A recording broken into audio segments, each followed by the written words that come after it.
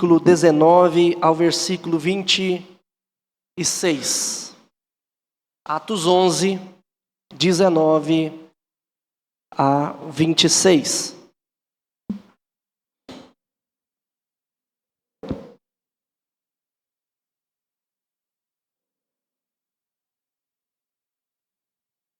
Atos 11, 19 a 26.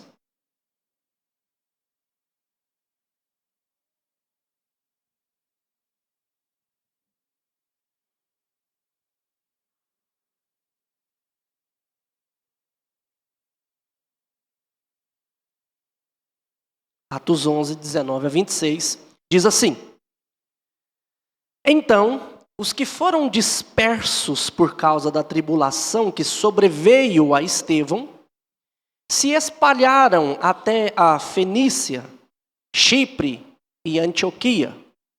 Antioquia lá da Síria, bem para cima de Jerusalém, bem para cima de Israel. Então, eles espalharam não anunciando a ninguém a palavra, senão somente aos judeus.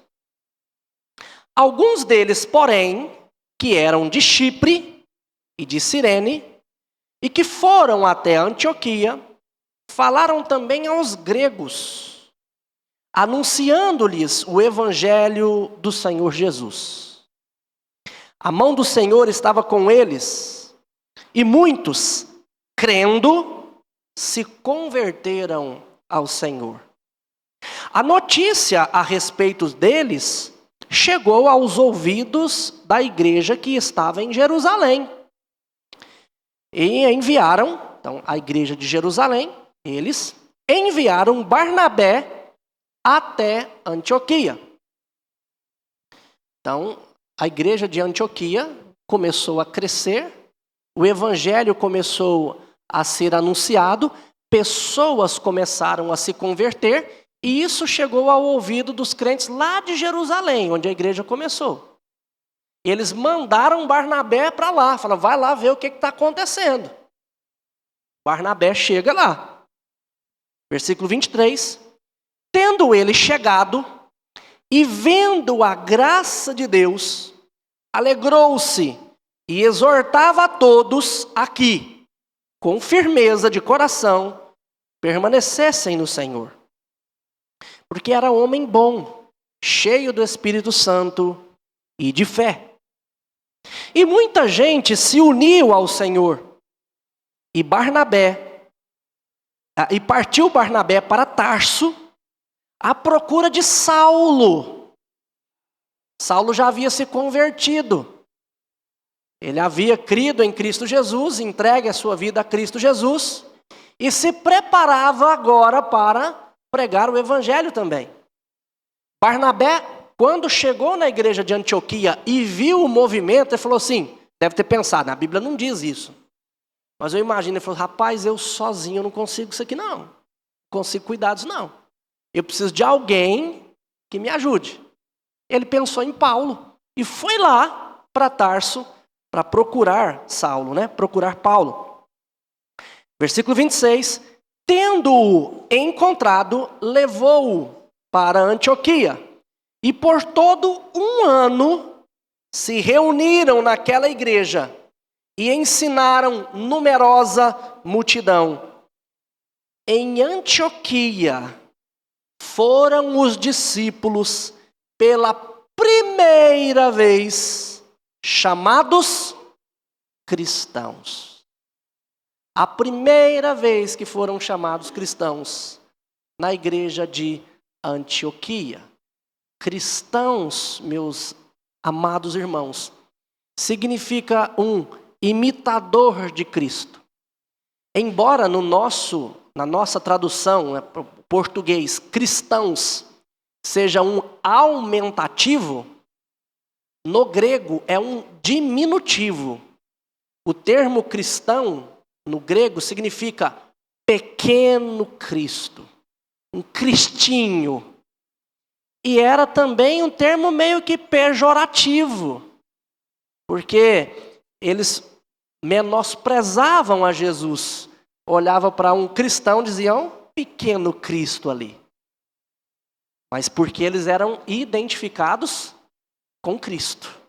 A primeira vez que isso acontece em Antioquia. E o que eu quero trabalhar com vocês nessa noite? O tema de hoje está aí. É quando a graça se espalha, a igreja que transforma o mundo. Quando a graça se espalha. Nós veremos isso. A graça de Deus naquela igreja se espalhou por várias regiões. Eles ouviram a respeito dessa graça. E a igreja de Antioquia mudou o mundo. Porque é de Antioquia, não é de Jerusalém, mas de Antioquia, que Paulo sai para fazer as suas viagens missionárias. É através desta igreja, é por meio desta igreja, que grande parte do mundo passou a conhecer o Evangelho. Quando a graça se espalha, a igreja que transforma o mundo. Meus irmãos, o livro de Atos, ele registra a continuidade da obra de Cristo por meio do Espírito Santo atuando na igreja. Então, o título da sua Bíblia está assim, Atos dos Apóstolos. Eu gosto de dizer que é Atos de Jesus por meio do Espírito Santo na vida dos apóstolos. Porque é Jesus quem continua agindo. Só que agora não é mais um ministério terreno. Ele vai para junto do Pai, ele envia o Espírito Santo, dando poder à igreja, e por conta disso, através desse poder, é que os apóstolos vão, então, ensinando e plantando igreja.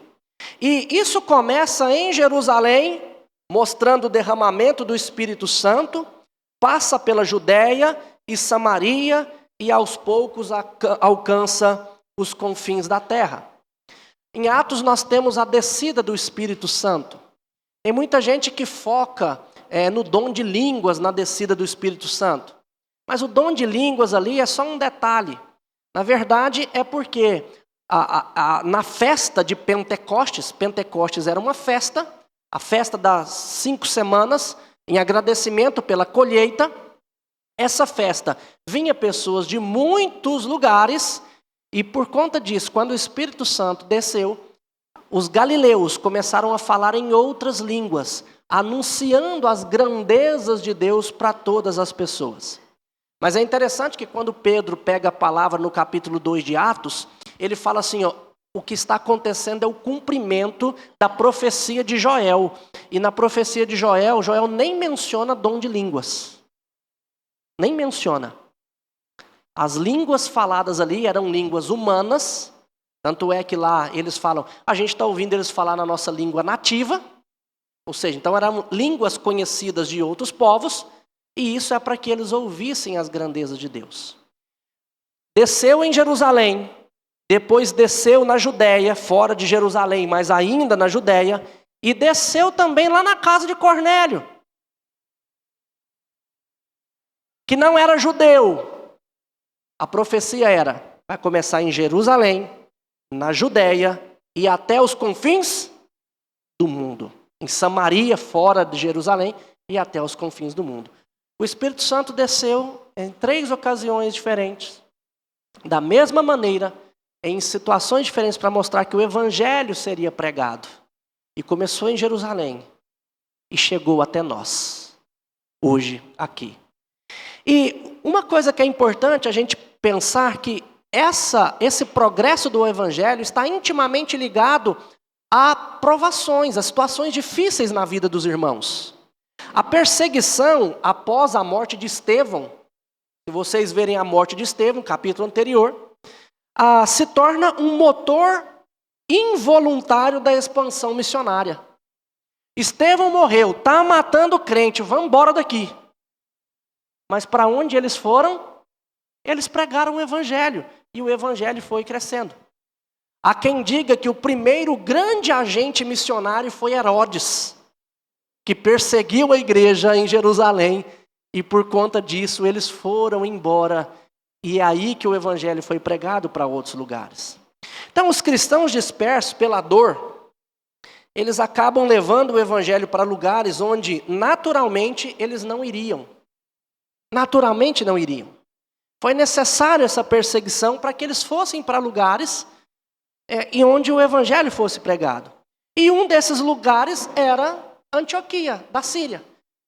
Eles não iriam para lá naturalmente. Foram por conta do quê? Da perseguição.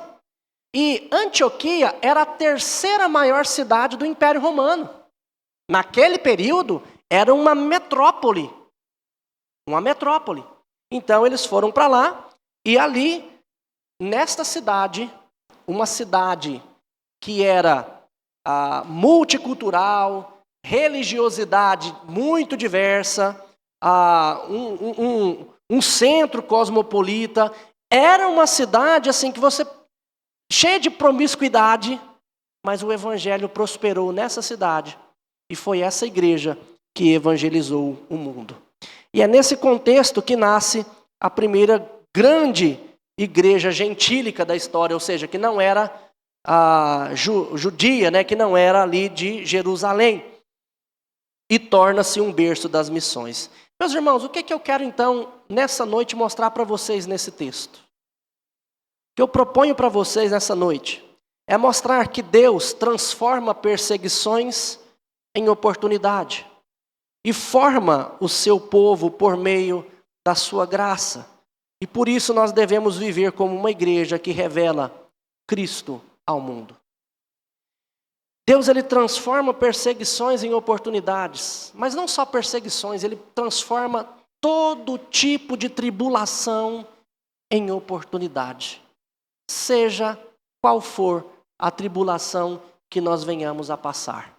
E a gente precisa aprender isso. E eu quero mostrar aqui para vocês algumas marcas que mostram isso para nós, que fizeram da igreja de Antioquia uma comunidade transformadora. A primeira marca que nós vemos aqui tem a ver com a luta dessa igreja, da luta à missão. Um Deus que Deus usa o que nos fere. Preste atenção nisso. Deus usa o que nos fere. Muitas vezes nós ficamos machucados por algumas situações. E de início nós pensamos que Deus está contra nós. Que Deus se esqueceu de nós. Quando na verdade nós vamos olhar que Deus usou muitos crentes em meio ao sofrimento que Ele mesmo, que Deus mesmo deu a eles. Olha, versículo 19 do nosso texto aí vai dizer exatamente isso. Então, os que foram dispersos por causa da tribulação que veio a Estevão. Eles foram dispersos, eles foram embora, eles saíram da sua terra natal por causa da perseguição. A perseguição é que ela dispersa os cristãos. A dor é que os empurra para outros lugares. E foi em meio à dor e sofrimento que eles anunciaram o evangelho. Nós vemos aqui que em meio a tanto sofrimento, Cristo não deixou de ser anunciado, pelo contrário. Pelo contrário. Meus irmãos, eu tive o privilégio de conhecer o Coliseu. De pisar ali nas arenas do Coliseu. O Coliseu é um grande anfiteatro do Império Romano, está lá em Roma. E foi lá que eu entendi o que é teatro e anfiteatro, né? Por que é anfiteatro, né? É porque o teatro, ele tem o palco aqui e tem 180 graus de arquibancada, né? O anfiteatro, ele é 360 graus, né? Eu aprendi isso. Bacana. Porque no Coliseu ficava a arena e a arquibancada, igual um estádio de futebol. E o Coliseu, ele foi feito para diversão. Assim como também um estádio de futebol. Nós somos acostumados a assistir jogos, né? Inclusive, parece que o Brasil jogou ontem, né? Mas hoje em dia a seleção não está dando alegria para ninguém, então a gente nem vê muito. O estádio é construído para diversão. O Coliseu também. Só que o que era diferente? Era a maneira de se divertirem. Porque nós nos divertimos assistindo um jogo de futebol. Sabe como que eles se divertiam? Pegando prisioneiros e soltando no meio da arena. E no meio da arena também eles soltavam tigres, leões, que estraçalhavam essas pessoas vivas lá no meio da arena. No meio da arena eles colocavam pessoas para brigarem umas com a outra e só permanecia vivo, pelo menos por mais um dia, aquele que matasse o outro. Na arena eles chicoteavam até arrancar o couro dessas pessoas que eram prisioneiras. E dentre esses prisioneiros, adivinha quem estava? Muitos deles cristãos. Puramente por serem cristãos. E nós temos vários relatos da história de pessoas que enfrentaram dor e sofrimento por amor a Jesus, por não negar Jesus. Conta-se a história de uma moça que se chamava Blandina. Tem os relatos na história dela, tem um livro que fala sobre isso. Blandina era uma moça miudinha, e os irmãos temiam por ela, porque achavam que se ela fosse submetida a esses maus tratos, ela não suportaria, ela negaria Cristo Jesus. E eles pegaram essa irmã chamada Blandina, os verdugos chicotearam ela até cansarem os braços de bater nela. Colocaram ela para sentar em chapa quente. Soltaram ela no meio de touros para serem chifrados. Para ser chifrada. Voltou para bater nela e ela não negava a Cristo e não morria. Até o ponto deles falarem, a gente não aguenta mais bater nessa mulher. E há muitos outros registros da história de pessoas que suportaram tudo isso por amor a Jesus. Eu não vou negar Jesus. Eu o amo, Ele é o meu Senhor. Há um historiador chamado Tertuliano, que ele escreve a seguinte frase: tolos, o sangue dos mártires é a semente do Evangelho. Quanto mais cristãos morrem nas arenas, mais pessoas se convertem nas arquibancadas. Por que ele escreve isso? Porque as pessoas estavam assistindo esses espetáculos na arquibancada. E eles vibravam com isso. Mas quando tinha um cristão e a pessoa falava, negue a Cristo, você vai ter uma morte rápida. E eles falavam, nós não negamos. Não negamos a Cristo. Cristo é o nosso Senhor. E eles sofriam tudo isso. A pessoa da arquibancada raciocinava da seguinte maneira. Falava, peraí. Eles me obrigam a falar que César é Senhor. O imperador é Senhor. Eu não enfrentaria isso que esses cristãos estão enfrentando por César, não. Eu já tinha negado César há muito tempo. Será que vale a pena morrer desse jeito por esse tal Senhor Jesus? Eu quero conhecer esse Senhor. E essas pessoas eram convertidas, eles se convertiam por causa do testemunho dessas pessoas ali nas arquibancadas. Meus irmãos, o que eu quero falar para vocês sobre isso? É porque esses homens, essas mulheres, eles enfrentavam o sofrimento amando Jesus. E nós? Será que eu estou permitindo que as minhas lutas se tornem oportunidade de testemunho? Ou eu estou apenas lamentando o que Deus pode trazer para a minha vida? Quantas vezes eu lamento a minha situação, eu lamento a morte de alguém, eu lamento uma doença, eu lamento a falta de recurso, eu lamento isso porque eu gostaria que Jesus fizesse muito mais por mim. Quando na verdade muitas vezes Jesus está permitindo, ou Ele mesmo está trazendo sofrimento para a minha vida, para que eu aprenda a ser consolado, para consolar outra pessoa. Jesus pode estar trabalhando na minha vida para que através de mim outras pessoas possam ver o meu testemunho em meio à dor, em meio ao sofrimento, em meio à dificuldade, e ver o quanto eu amo esse Senhor Jesus e não o abandono, e por conta disso eles se convertam, porque vale a pena seguir Jesus. Será que eu estou vivendo isso? E meus irmãos, nós não estamos falando aqui de pastores ou de apóstolos, porque se você observar o texto, veja só, o texto vai mostrar para nós, versículo 20, que alguns deles, porém, que eram de Chipre e de Cirene, e que foram até Antioquia, falavam também aos gregos. Pessoas comuns começaram a pregar o evangelho aos gregos. Os primeiros cristãos que foram lá, eles tinham medo, tinham vergonha, não falavam de Jesus para os outros, mas alguns outros começaram a falar para eles. Eram crentes como vocês, que enfrentavam a dor, que enfrentavam o sofrimento, mas que testemunhavam Jesus. De tal forma que as pessoas olhavam para eles, viam o testemunho deles, ouviam as suas palavras e se convertiam.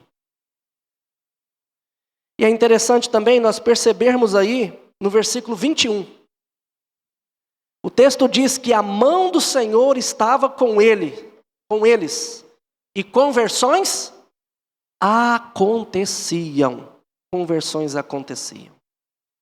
Meus irmãos, nós precisamos aprender que Deus, Ele age soberanamente, e Ele usa circunstâncias difíceis para abrir portas inesperadas. A sua situação atual pode ser um campo missionário que você não esperava para abençoar outras pessoas. E o evangelho, ele avança não só por meio de pastores ou de apóstolos, como nós tínhamos lá no Novo Testamento. Ele avança por meio de pessoas simples e conhecedoras do evangelho. Qual é a situação que você se encontra nessa noite? Qual a situação difícil que de repente você possa estar enfrentando? A perda de alguém, a perda de bens, situações complicadas, terríveis que você possa estar enfrentando. Pense, existem muitas pessoas que não conhecem a Jesus, que enfrentam as mesmas situações. E é nesse momento que a gente vai demonstrar que vale a pena estar com Cristo. Porque não importa eu perder a saúde, não importa eu perder pessoas, não importa se eu perder a vida, não importa se eu perder bens, não importa nenhum sofrimento, não importa se o meu cônjuge foi infiel comigo, se o meu cônjuge abandonou, se o meu filho não me dá valor, se o meu pai não me abençoou, não importa qualquer situação que a gente venha estar enfrentando, o que importa é se eu enfrentar tudo isso segurado na mão de Cristo e dando testemunho de que Ele é tudo para a minha vida, e eu jamais vou deixar de segui-lo, não importa a circunstância. É isso que importa para nós, porque é isso que traz refrigério, alento para a sua vida, e é isso que testemunha de Jesus para as outras pessoas. Segundo lugar, eu queria falar para vocês a respeito da graça, a graça que se vê, que é vista, uma igreja com caráter de Cristo Jesus. Se você olhar o versículo 22, a fama dessa igreja se espalhou e chegou até Jerusalém. Barnabé, quando chegou nessa igreja, ele viu a graça de Deus naquele lugar. Barnabé, homem cheio do Espírito Santo, cheio de fé, ele chega naquela igreja e ele fala: o que está acontecendo aqui é de Deus mesmo. Essa obra não é de pastor mercenário que começa a falar um monte de coisa enveredando os outros, não. Essa obra não é oba-oba de gente ali aglomerado, não. Essa obra é de Deus. Barnabé presenciou isso. O versículo 23, Barnabé os exorta: olha, permaneçam nessa fé, continuem firmes, Deus havia transformado aquela igreja. E meus irmãos, é importante entendermos aqui que a fama deles chegou até lá, não é porque eles foram lá falar, mas é porque começou a se espalhar. Pessoas falando a respeito deles. E essas pessoas falando a respeito deles, falaram inclusive lá em Jerusalém. Meus irmãos, não tem a ver aqui tanto com o que nós falamos, mas como nós vivemos. Eu preciso fazer a seguinte pergunta para mim. E você precisa fazer para você. Quem convive comigo consegue ver evidências da graça de Deus no meu modo de agir? Quem convive comigo consegue ver evidências da graça de Deus no meu modo de agir? Meus irmãos, é muito fácil eu, como pastor que falo a vocês, vir aqui e me passar por um santo. É muito fácil. Vocês me veem pouco. Eu treinei para falar. Eu posso dizer para você um monte de coisas que eu quero que vocês achem de mim. Mas o que a minha esposa diz de mim? O que a minha filha fala sobre mim? O que os meus alunos falam sobre mim? As pessoas que convivem comigo e que veem as minhas atitudes, o que eles falam sobre mim? O que as pessoas que estão ao seu redor falam sobre você? Você já sentou de maneira desarmada e sincera com o seu cônjuge e fala assim, olha, fala tudo o que você precisa falar a respeito de mim. Eu preciso me entender. O que você vê em mim? Você já parou para pensar a necessidade que você tem de repente sentar com o seu filho? Que seja de 5 anos, de 8 anos, de 10 anos ou de 15 anos e falar para ele, meu filho, eu só quero ouvir tudo o que você tem para falar comigo. Eu acredito que talvez você vai precisar de uma semana para convencê-lo que você não está armando uma casinha para ele. Mas procure fazer isso. O testemunho dessa igreja não foi pelo que eles falavam, mas é pela maneira como eles viviam. Meus irmãos, a pergunta não é, as pessoas ouvem a nossa mensagem? Não. A pergunta deve ser, as pessoas veem a graça de Deus na nossa vida? Eles veem que eu me importo com o meu próximo, que eu sou generoso, que eu abençoo, que eu cuido, que eu não sou egoísta, que eu penso nele. As pessoas veem isso. A igreja influencia o mundo não por aparência, mas por caráter moldado pelo Espírito Santo. Quando Barnabé chegou ali, ele viu e falou, isso aqui é a obra do Espírito. Não tem outra razão. Não tem outra coisa que possa fazer o que aconteceu aqui. Caráter moldado. Quantas vezes eu já falei para vocês que tem pessoas que dizem o seguinte, né? Eu sou assim mesmo, eu não mudo, esse é meu jeito, eu tenho que me aceitar do jeito que eu sou. E eu sempre falo, não, está errado. Nós não fomos chamados para ser iguais a nós mesmos, nós fomos chamados para ser iguais a Cristo Jesus. Eu tenho que mudar o meu caráter, eu tenho que mudar o meu jeito de ser. Se o meu jeito de ser não honra a Cristo, não glorifica a Cristo, não aponta para Cristo, eu preciso mudar. Foi a primeira vez que a igreja foi chamada de cristãos. As pessoas da igreja foram chamadas de cristãos. Pequenos cristos, imitadores de Cristos. Havia tido uma transformação evidente ali. Mas em terceiro lugar, terceira marca que nós vemos aqui, são cristãos de verdade. A identidade que nasce do discipulado. Meus irmãos, versículo 25 diz que Barnabé foi lá buscar Saulo.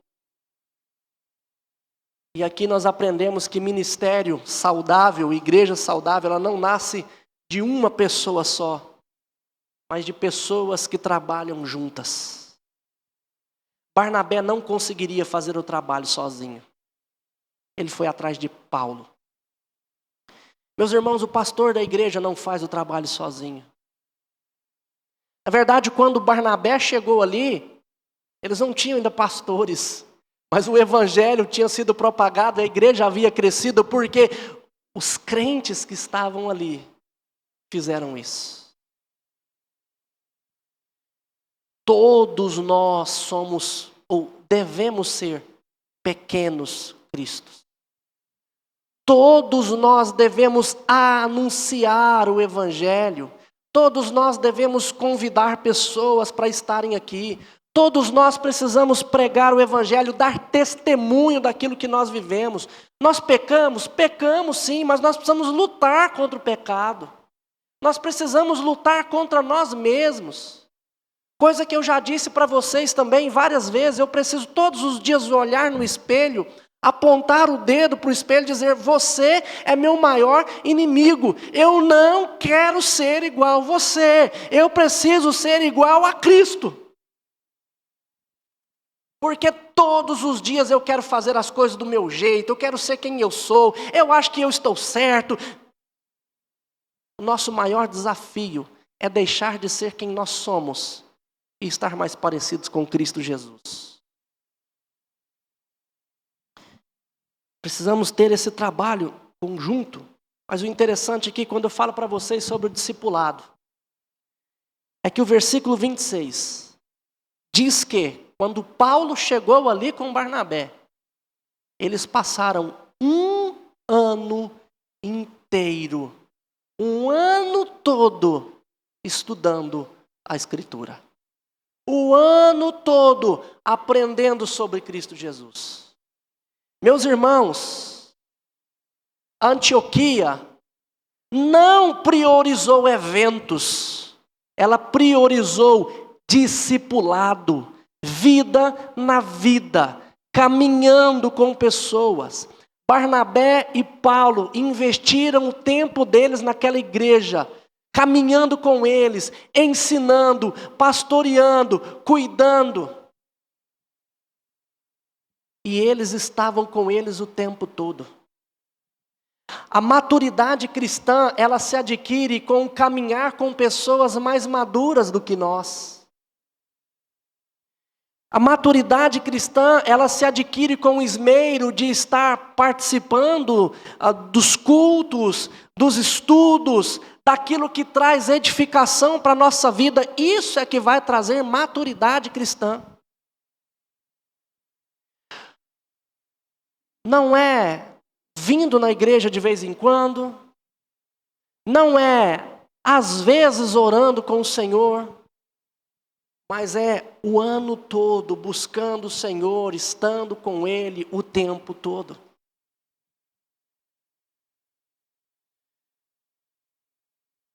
Eu sei que às vezes muitos podem pensar assim: o pastor não gosta muito de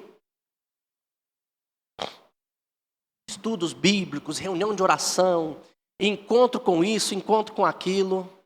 Principalmente os crentes presbiterianos mais antigos, né? Porque tem departamento, tem SAF, tem o PH, tem isso, tem aquilo.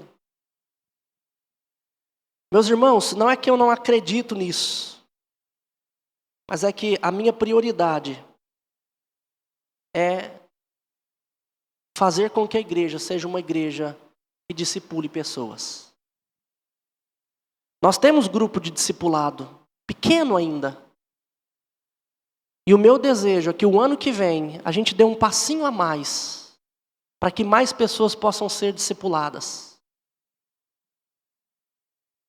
Tem umas 2 pessoas aí que estão me ouvindo, eu não vou expor eles agora não, mas eles já sabem que eu quero pegar eles para eles discipularem outras pessoas. Porque já tem um bom tempo que eles estão caminhando comigo. O que a gente precisa é caminhar com pessoas.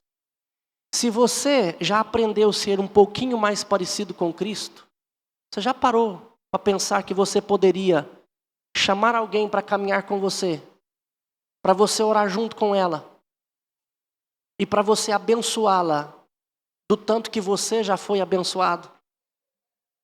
Pastor, eu não sei ainda como é que eu faço isso. Eu te ajudo a fazer. Me procure que eu te ajudo a fazer. Pastor, eu queria ser discipulado. Pastor, eu queria discipular. A gente vai se organizar nisso. Mas a igreja que nós vemos aqui era uma igreja que caminhava assim. Uma igreja que era comprometida com o aprendizado, com o discipulado na palavra do Senhor. E foi através disso que os discípulos aqui, eles foram chamados de cristãos. Uma identidade reconhecida, não é uma identidade que eles mesmos se deram. Não foram os crentes que falaram assim, não, eu sou cristão. Não foi isso que aconteceu. Não é aquela ideia de eu chegar e perguntar, de Maicon, qual que é a sua religião? Eu sou cristão. Ou então o Elton chega em mim, pastor, você é o quê? Eu sou cristão. Não. Foi alguém lá de fora que, olhando as atitudes do Admaicon, falou, Admaicon, você é um cristão. Você é um pequeno Cristo, você é um cristozinho. Elton, você é cristão. Um desdenho, mas reconhecendo que eles imitavam o Senhor Jesus. Meus irmãos, onde nós estivermos, sendo cristãos maduros, as pessoas vão olhar para nós e vão dizer assim, você é cristão. Você é um imitador de Cristo. Você parece com Jesus. E está acontecendo conosco hoje? Porque se não estiver acontecendo, nós precisamos pensar a respeito disso. Uma pergunta que nós devemos fazer para nós é, a minha vida é tão identificada com Cristo que os outros naturalmente me reconhecem como cristão? Você é reconhecido naturalmente como cristão onde você está? E eu não estou dizendo que é por colocar a Bíblia debaixo do braço ou por uma vestimenta diferente, não. Pelas atitudes. Nós precisamos pensar nisso. Eu quero então concluir dizendo para vocês, meus irmãos, que quando a graça aparece, o mundo percebe. Quando a graça de Deus aparece na nossa vida, o mundo percebe isso. Antioquia se tornou uma referência porque viveu 3 verdades que nós vemos aqui, 3 verdades transformadoras. Deus transforma feridas em missão. Ele quer usar a sua vida. Quando o sofrimento vier para você, lembre-se, Deus me ama, Ele cuida de mim, e se Ele está permitindo isso acontecer na minha vida, é porque Ele quer me usar de alguma maneira. Segundo o que nós vimos, a graça é uma luz visível para o mundo. Se você tem vivido a graça de Deus, vivenciado a graça de Deus e reconhecido isso, você pode ter certeza que as pessoas verão isso em você. É uma luz para as pessoas. É uma luz no fim do túnel para quem já entregou a sua esperança. E por último, o discipulado é que gera identidade cristã legítima em nós. Meu querido, você não vai conseguir ser um cristão mesmo sozinho. Você precisa de pessoas. Caminhe com pessoas. Você é capaz de identificar pessoas que são mais maduras do que você. Vá até elas, fala assim, olha, eu quero que você me ajude, eu preciso estar com você. Se você já adquiriu essa maturidade, vá para outras pessoas, fala, deixa eu caminhar com você, deixa eu orar com você, vamos caminhar juntos. É porque esse caminhar juntos é que faz gera uma verdadeira identidade cristã legítima. Que a nossa igreja e cada um de nós hoje possamos viver, meus irmãos, como os crentes de Antioquia, cheios da graça, firmes na palavra, ativos na nossa missão de fazer discípulos do Senhor Jesus, onde quer que nós possamos ir. Amém? Vamos nos colocar de pé. Deus, eu quero agradecer ao Pai pela Tua palavra. Pedir ao Senhor que nos encoraja mais e mais e que nos dê capacidade, ó Deus, de colocá-la em prática. Que não importa, ó Deus, o que acontecer na nossa vida, nós possamos sempre lembrar que o Senhor está conosco, o Senhor nos ama e de alguma maneira o Senhor quer usar isso, não somente para o nosso bem, mas para o bem de muitas outras pessoas. Que nós possamos, ó Deus, sempre ver a graça do Senhor na nossa vida. E vendo isso, ó Deus, sempre estarmos contentes com tudo que o Senhor tem para nós. E que nós sejamos luz para as outras pessoas. Deus, que nós possamos crescer mais e mais no conhecimento do Senhor, transformando a nossa vida dia após dia. É o que nós te pedimos. E agora, irmãos, que a graça do nosso Senhor e Salvador Jesus Cristo, que o amor de Deus, o Pai, e que a eterna consolação do Espírito Santo repouse sobre vós hoje e para todos sempre. Amém. Amém. A igreja pode se assentar.